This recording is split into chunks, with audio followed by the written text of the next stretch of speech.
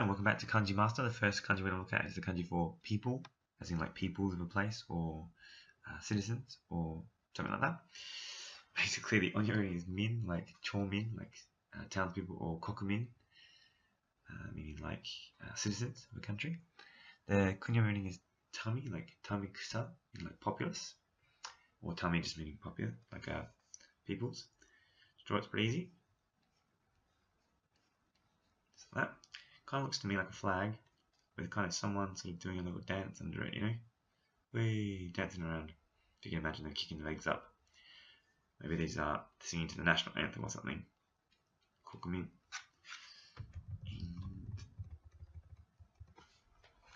And remember back in the day we learned grass.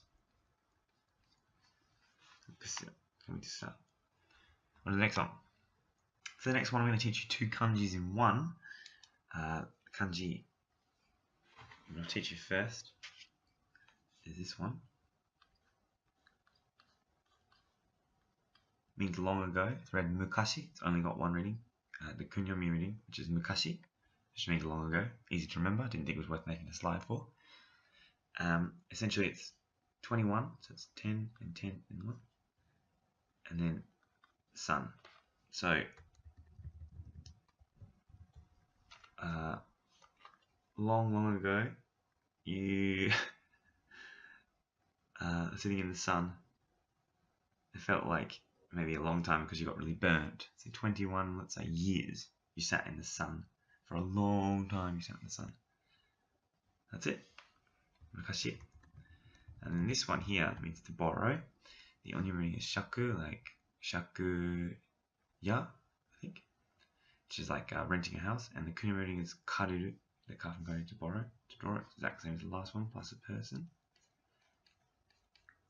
So maybe a person also with you spent 21 days in the sun to borrow some of your experience. They wanted some of your experience. They wanted the same thing. They wanted to share it. They wanted to borrow it.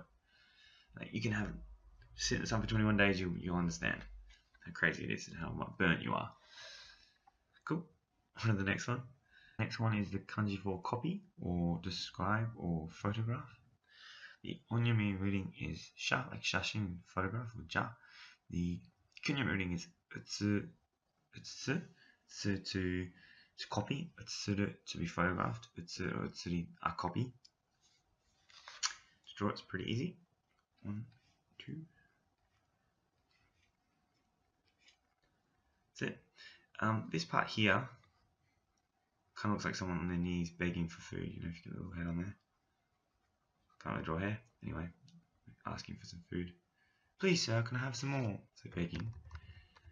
And then they have a lid on their head. So picture the lid. Instead of in their hands, they have it on their head. Maybe they flip it up onto the head. And their feet are trapped in the ground. That's how you remember. And then maybe you see this person with their feet trapped in the ground, hands in the air, lid on their head. And they're saying, please give me some money. And instead of helping them, you... That's supposed to be the sound of a camera. Take a picture of them. And instead of helping them, you copy or photograph them. On to the next one. Next kanji is the kanji for separate, branch, diverge, or fork. The onyomi reading is betsu, meaning separate or different. And the kunyo reading is wakaru, the waka from wakeru, which is to be separated, or wakeru to separate.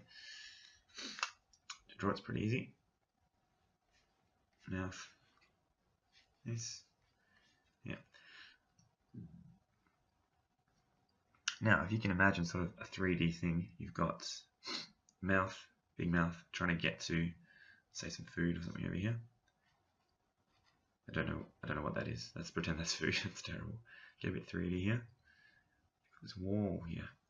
They can't get through. So you gotta imagine, you know, it's almost like that. They can't get through. They're trying to get through. This mouth with these running legs. That's kind of a person, isn't it? The mouth with legs. Just got a picture, as opposed to a person, because it'll get confusing. The same shape, but someone running with their mouth wide open.